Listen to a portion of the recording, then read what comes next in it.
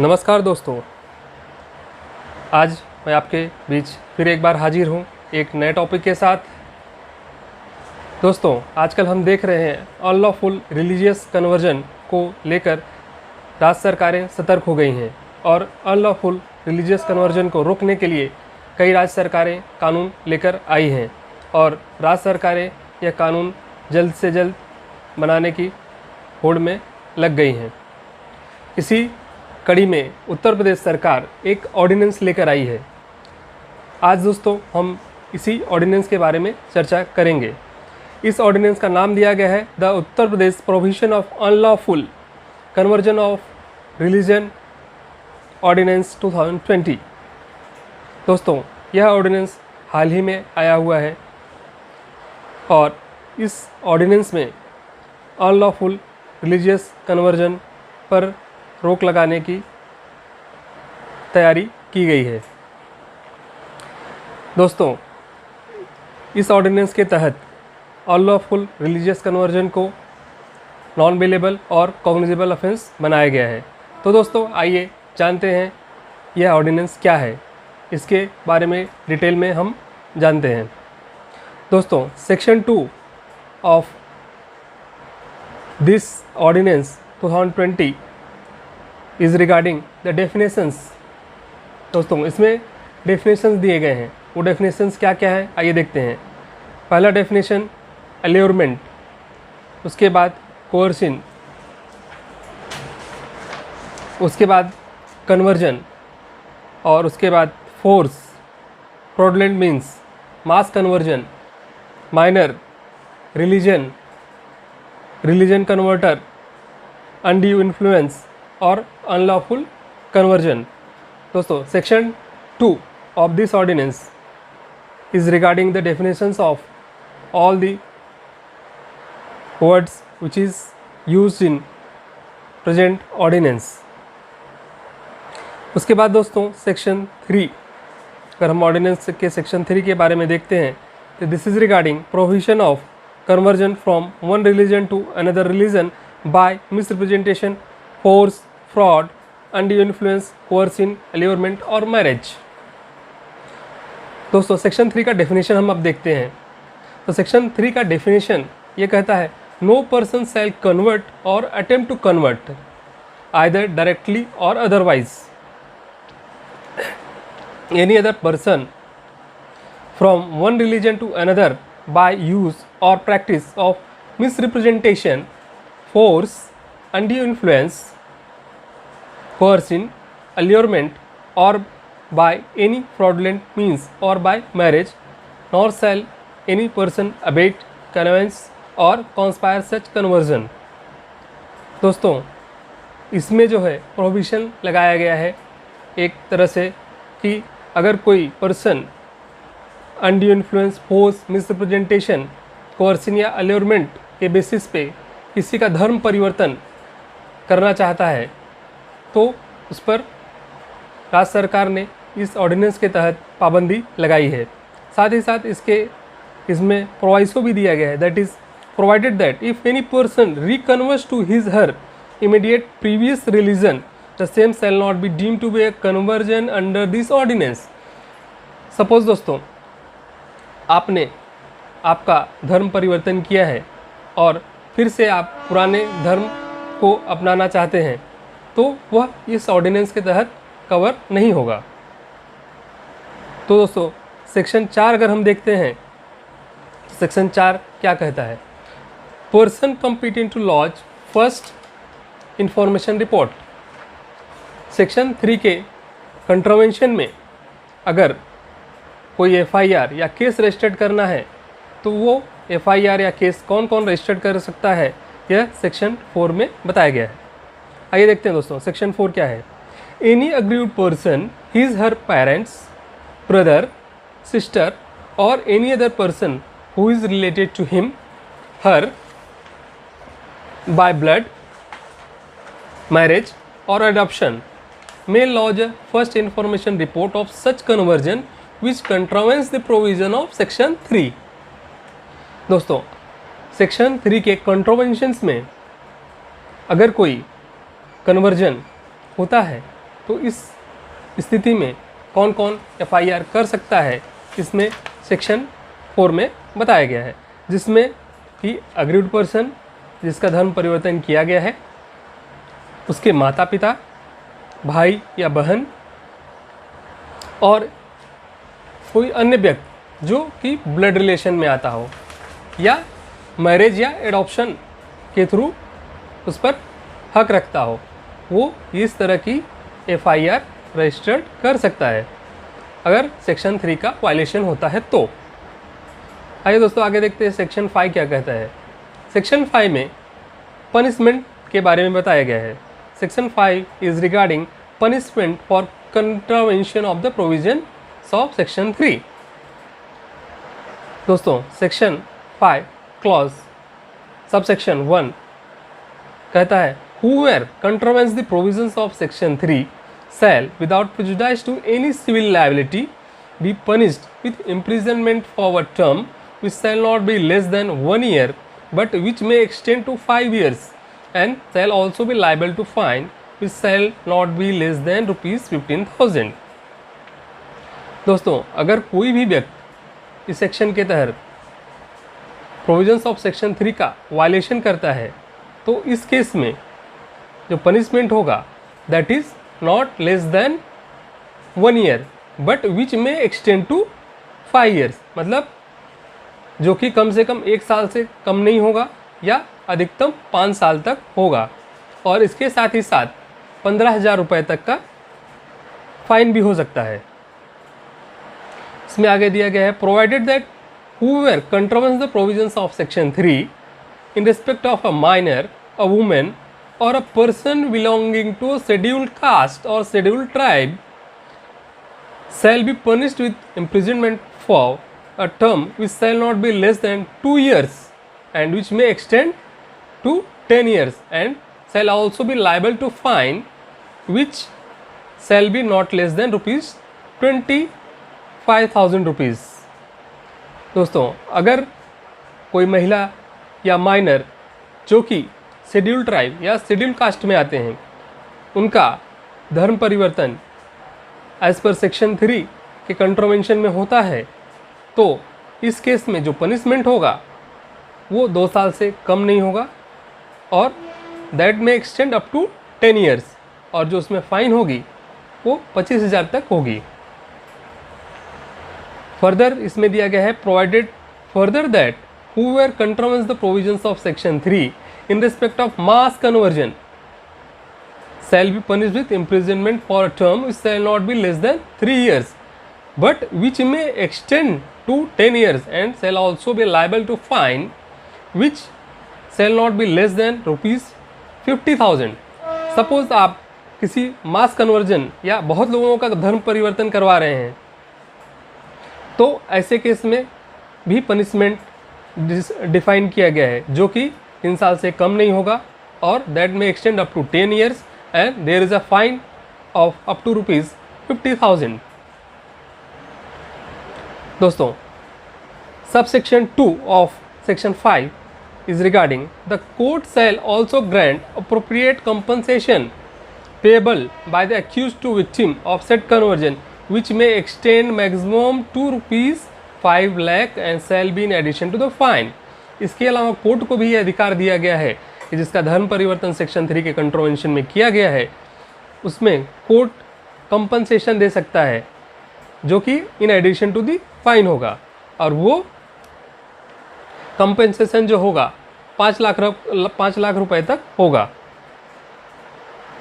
सब सेक्शन 3 अगर हम देखते हैं तो इसमें है whoever having been previously convicted of an offence under this ordinance is again convicted of an offence punishable under this ordinance shall be liable for every such subsequent offence to punishment not exceeding double the punishment provided therefore under this ordinance।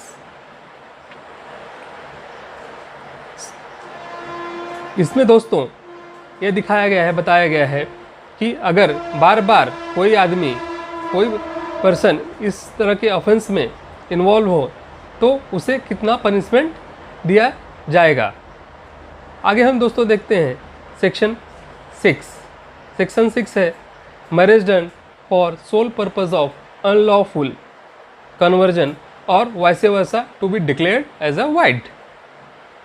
दोस्तों, अगर कोई धर्म परिवर्तन या कुछ भी जो किया गया है तो केवल वो मैरिज के पर्पज़ से किया गया है और वो अनलॉफुल कन्वर्जन है, तो इस केस में सेक्शन 6 में डिफाइन किया गया है। सेक्शन 6 क्या कहता है, आइए देखते हैं। Any marriage which was done for sole purpose of unlawful conversion और vice versa by the man of one religion with the woman of another religion either by converting himself herself before और after marriage और by converting the woman before और after marriage shall be declared void by the family court, or where family court is not established, the court having jurisdiction to try such case on a petition presented by either party thereto against the other party of the marriage, provided that all the provisions of section 8 and 9 shall apply for such marriage to be solemnized। दोस्तों, जहाँ पर शादी या विवाह केवल unlawful conversion की नीयत से किया गया है, ऐसे केस में सेक्शन 6 में उपाय बताया गया है, जिसके तहत अगर कोई भी व्यक्ति अग्रीड पर्सन फैमिली कोर्ट में एप्लीकेशन करता है तो ऐसी मैरिज को वाइड डिक्लेयर कर दिया जाएगा। और जहाँ पर फैमिली कोर्ट इस्टेब्लिश नहीं किया गया है तो जो वहाँ पर कंसर्न डिस्ट्रिक्ट कोर्ट है वहाँ पर भी एप्लीकेशन किया जा सकता है। सेक्शन 6 के बाद हम देखते हैं section 7। Section 7 is regarding offences to be non bailable and cognizable. दोस्तों, इसमें बताया गया है कि ऑफेंसेस जो हैं इस प्रोविजंस के तहत, इस ऑर्डिनेंस के तहत कॉग्निजेबल है और नॉन बेलेबल है। आइए देखते हैं section 7। Notwithstanding anything contained in Code of Criminal Procedure 1973, all the offences under this ordinance shall be cognizable and non-bailable and triable by court of session। दोस्तों, इस ऑर्डिनेंस के तहत जो भी ऑफेंस होंगे वो कॉग्निजेबल ऑफेंस होंगे, नॉन बेलेबल ऑफेंस होंगे और ये ट्राइबल बाय सेशन कोर्ट होंगे। इसे दूसरे और किसी कोर्ट में, निचली अदालत में नहीं चलाया जा सकता। इस तरह के जो ऑफेंस रजिस्टर्ड होंगे वो सेशन कोर्ट द्वारा ही संचालित किए जाएंगे। दोस्तों, आइए आगे देखते हैं सेक्शन 8। सेक्शन 8 क्या कहता है? Declaration before conversion of religion and pre report about conversion. Suppose आपको कन्वर्जन करना है और तो उसके उपाय क्या है, किस तरह से कन्वर्जन किया जा सकता है और उसका डिक्लेरेशन देना होगा, कैसे क्या देना होगा, सारी चीज़ें सेक्शन 8 में दी गई हैं। तो section 8 subsection 1 is regarding one who desires to convert his her religion shall give a declaration in the form prescribed in schedule 1 at least 60 days in advance to the district magistrate or the additional district magistrate specially authorized by the district magistrate that he wishes to convert his her religion on his her own and with his her free consent and without any force, coercion, under undue influence और अल्योरमेंट। दोस्तों, section 8 के तहत sub section 1 जो दिया गया है, इसके तहत अगर किसी को रिलीजियस कन्वर्जन करना है तो उसे 60 दिन का एडवांस नोटिस या एप्लीकेशन प्रिस्क्राइब्ड फॉर्मेट जो शेड्यूल 1 इस ऑर्डिनेंस के साथ दिया गया है उसके तहत डिस्ट्रिक्ट मजिस्ट्रेट के पास एप्लीकेशन करना होता है और उसके तहत आगे प्रोसीजर दिया गया है कि आगे डिस्ट्रिक्ट मजिस्ट्रेट क्या करेगा। The religious converter who performs conversion ceremony for converting any person of one religion to another religion shall give 1 month advance notice in the form of prescribed in schedule 2 of such conversion to the district magistrate और any other officer not below the rank of additional district magistrate appointed for that purpose by district magistrate of a district where such ceremony is proposed to be performed। The district magistrate, after receiving the information under subsection 1 and 2, shall get an inquiry conducted through police with regard to real intention, purpose and cause of proposed religious conversion। Suppose subsection 1 and 2 के तहत कोई व्यक्ति अगर district magistrate के पास application करता है तो यह एप्लीकेशन पुलिस द्वारा इंक्वायरी के लिए भेजा जाएगा और पुलिस उसका रियल इंटेंशन, पर्पज़ और cause of the propose religious conversion जानने की कोशिश करेगी और उस पर एक रिपोर्ट बनाकर डिस्ट्रिक्ट मजिस्ट्रेट के सामने प्रस्तुत करेगी।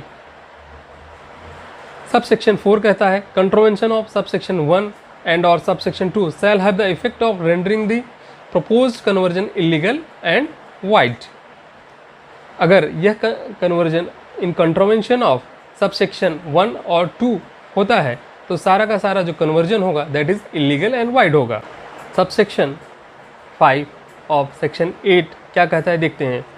Whoever contravenes the provisions of subsection 1 shall be punished with imprisonment for term which shall not be less than 6 months but may extend to 3 years and shall also be liable to fine which shall not be less than rupees 10,000। Suppose दोस्तों जो sub section 1 of section 8 है उसके कंट्रोवेंशन में कोई व्यक्ति अगर conversion करता है तो उस केस में जो पनिशमेंट होगा that is not less than 6 month and it में एक्सटेंड टू 3 ईयर्स होगा और इसमें जो फाइन होगी वो 10,000 रुपये तक होगी। Sub section 6 of section 8 is regarding whoever contravenes the provisions of subsection 2 shall be punished with imprisonment for term which shall not be less than 1 year but may extend to 5 years and shall also be liable to fine which shall not be less than rupees 25,000। दोस्तों अगर कोई sub section 2 of section 8 के कंट्रोवेंशन में कोई काम करता है तो उसमें जो पनिशमेंट है that is not less than 1 year and which में एक्सटेंड टू 5 ईयर्स एंड जो फाइन है दैट इज़ रुपीज़ 25,000 है। अगर हम सेक्शन 9 के बारे में अगर देखते हैं तो that is regarding declaration post conversion of religion. Suppose आपने कन्वर्जन कर लिया है और उसके बाद क्या करना है तो उसमें इसके बारे में सेक्शन 9 में बताया गया है। तो आइए देखते हैं सेक्शन 9 क्या कहता है। Sub section 1 is regarding the converted person shall send a declaration in the form prescribed in Schedule 3 within 60 days of the date of conversion to the district magistrate of the district in which converted person resides ordinarily। अगर suppose conversion आपने कर लिया है तो इस case में schedule 3 जो ordinance के साथ दिया गया है उस फॉर्मेट में आपको डिस्ट्रिक्ट मजिस्ट्रेट के पास एप्लीकेशन भेजना होता है और उसके बाद the district magistrate shall exhibit a copy of the declaration on the notice board of the office till the date of confirmation. District magistrate जो वहाँ का नोटिस बोर्ड होगा ऑफिस के उनके वहाँ पर वो एग्जिबिट करेगा कॉपी और उसके बाद जब तक कन्फर्मेशन नहीं आ जाती है तब तक आगे मैटर प्रोसीड नहीं होगा।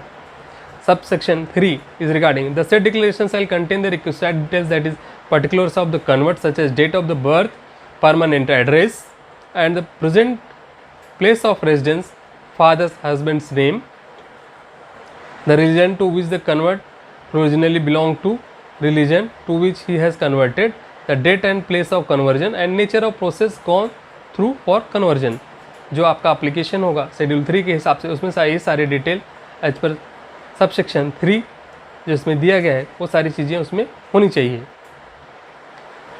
Sub section 4 is regarding the converted individual shell appear before the district magistrate with in 21 days from the date of sending filing the declaration to establish her his identity and confirm the contents of the declaration। 21 दिन के अंदर ये सारी प्रक्रिया करनी होती है जिसे सब सेक्शन 4 में बताया गया है।